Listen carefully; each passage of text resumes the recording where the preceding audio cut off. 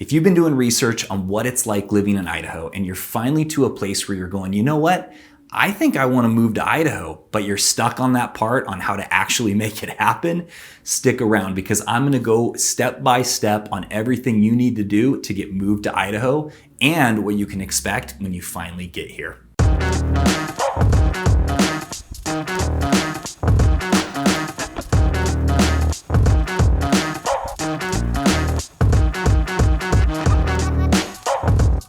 Hey guys, welcome to another episode of Living Life in North Idaho. My name is Trent and I'm a realtor that's been in this area for 30 years. If you're interested in learning what it's like living, eating, working, playing, and buying real estate here in Idaho, then you have found the right channel. Go ahead and tap the subscribe button, hit the notification bell so every time I come out with a new video, you get notified. And seriously guys, every single day I'm talking to people just like you that have been watching the channel and they need a little bit more information to decide if Idaho is the place for them, or they're serious, they're ready to get moved to Idaho and they just need some help making it happen.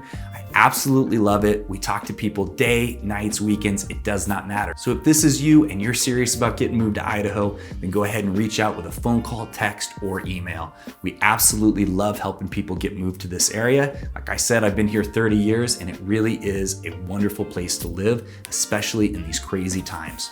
So guys, in this video, I'm gonna go step by step on what you need to do to make moving to Idaho a reality and what you can expect when you get here. But obviously, all the information is not gonna apply to everyone because people are in different situations in their life. In this video, I'm gonna be focusing on the people that already own a home, they need to sell it, and they're trying to buy a home here. But a lot of the information is overlapping and it could be valuable to you if you ever do plan on buying a house. So stick with me, watch the video, and at the end, that information is gonna apply to anyone who wants to move here. And let me know in the comments afterwards if you found this information helpful, what I could have done better, and what you hope to see in future videos. I do read the comments, I do respond, and it's actually helped me create a nice list of future videos that I'm gonna be doing, so leave me a comment. So guys, the first thing you need to do in order to get moved to Idaho if you own a home is you need to reach out and find a really good realtor in your local market because you need to get a CMA done, also known as a comparable market analysis. What that's gonna do is it's gonna tell you how much you can expect to net after the sale of your home.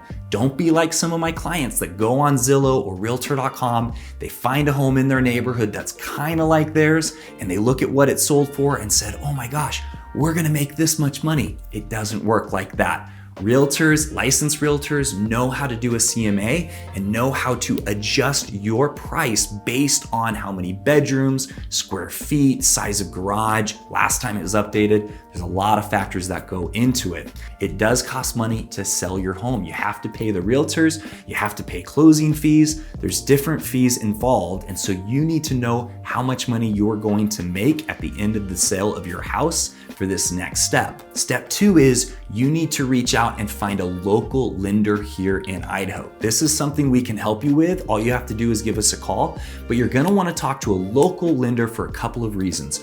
One, when you make an offer on a house, that seller is going to look and see who your financing is through. If it's a giant national mortgage company, they're probably gonna go to the next bid. And here's the reason why. I have a personal story with this experience. My wife and I bought a house last August. And in my business, I'm definitely the boss, but when it comes to my house, I'm more like the assistant to the regional manager. Assistant to the regional manager. Same thing. No, it's not. It's lower. So we decided that we were gonna go through a company that rhymes with Market Mortgage. And the lender, he sounded super knowledgeable and was really, really friendly. But we ended up closing a month and a half late and had to bring $30,000 extra that we did not plan on to be able to buy the house. And the reason is that the lender is not the one making the decisions.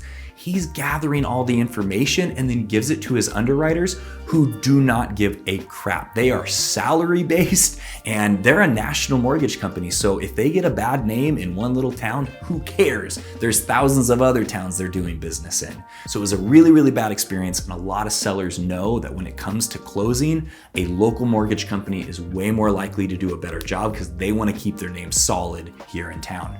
The other reason is our local lenders, they know the ins and outs of working here in Idaho. Every state is different with their rules and their laws. So you want to work with a company that knows exactly what they're supposed to be doing. Now, if you're a cash buyer, obviously this doesn't apply to you, but if you do need to get financing, this is a critical step that you do not want to miss. And you don't have to go through the entire pre-qualification process where they pull your credit and you have to give them all the documentation. You can just get pre-approved based on the numbers you tell them on how much money that you have saved up, how much you plan to put down from the sale of your house, all of those factors. And what that will do is it will tell them how much you're going to be pre-approved for. So when you start searching for a home, you're not looking at something that is way outside of what you're able to do or something way below because you thought, oh, surely we're not going to qualify for that house. It's really, really good to do this step first because the next step is the more fun part. The next step is reach out to a realtor here in Idaho. Could be me if you'd like, doesn't have to be, but I sure would appreciate it. And you want to set up a search based on your budget, your criteria, and the area you're looking here in Idaho. It's just a good idea to get a start on that, to know what your expectations should be for what you can afford here in Idaho. And this next step is incredibly important. Visit. If you've not come to Idaho, visit for a few days. Come explore the area that you're looking at moving to. Don't be like some of my clients who just decided to pack up, move to Idaho, and figure it out later. It's worked out for the vast majority, but there has been some that decided, oh man, Idaho really isn't this place for us, and they ended up moving. So don't be like that.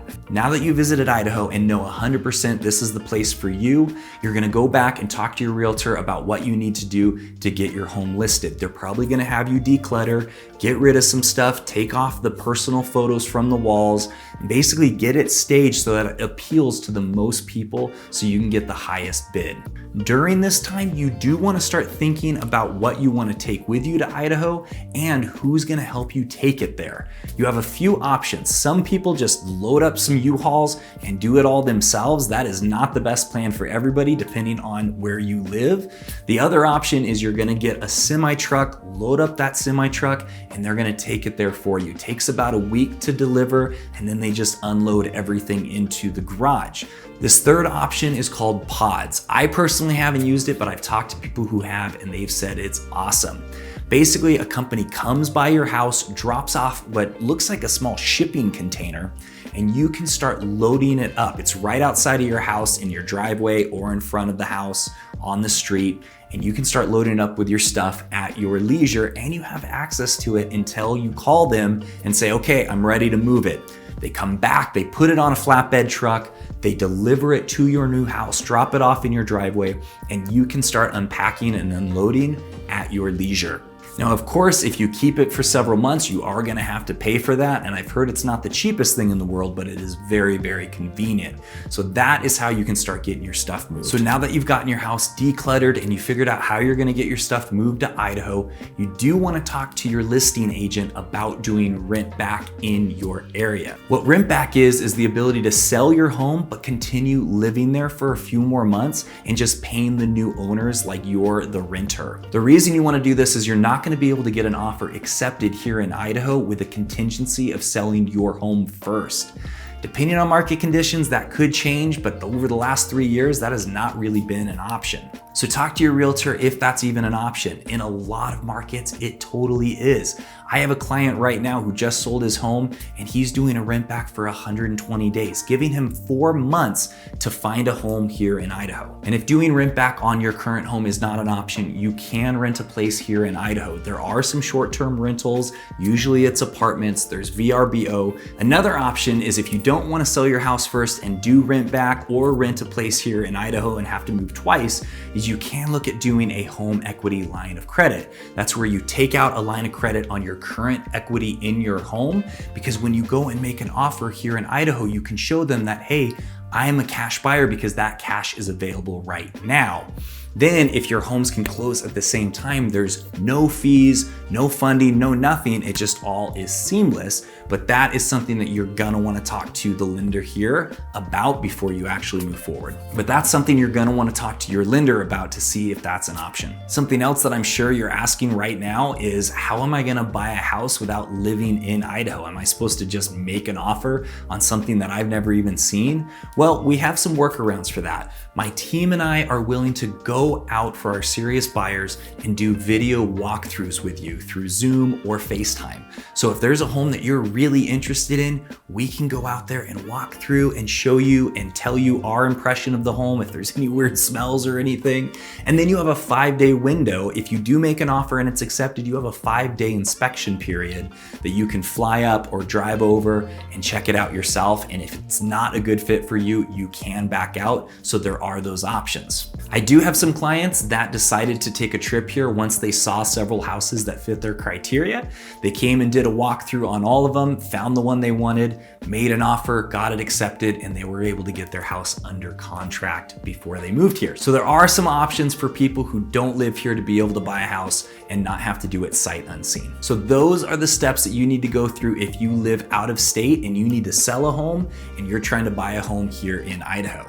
On to part 2, what you can expect when you get moved here. The first thing I'm gonna tell you about is the neighbors. There are 2 types of neighbors here in Idaho. The first one is the one who really loves their privacy and they respect your privacy too. And so even if you live right next to them, they might not say hi, they're not gonna come over, they might not even acknowledge you for the first year. In fact, I remember when my wife and I moved to our new neighborhood, I didn't talk to any of my neighbors for the first year. We were feeling each other out. And you know what? That's okay. They're some of the nicest people and we're really, really good friends now. But that's something that everyone here in Idaho really appreciates, is the right to privacy and just staying out of everybody's business. The other type of neighbor is the super friendly, gonna bake you some fresh bread or cookies and bring it over on the first day and offer to help you unpack or take care of your lawn if you need to go out of town. Hi-ho, neighborinos. There really are. I mean, it seems kind of polar opposite, but those are the 2 types of people here in Idaho, and it really is special. That's kind of what makes Idaho so great. Yes, it's beautiful here, but it really is the people that makes this place really special. The other thing that you need to expect when you move here is restaurants. Unless you're downtown Boise or downtown Coeur d'Alene or downtown Twin Falls, most restaurants close around 8 p.m. And that can be a real shock if you're from a city where you can go out at 2 a.m. and still get a bite to eat.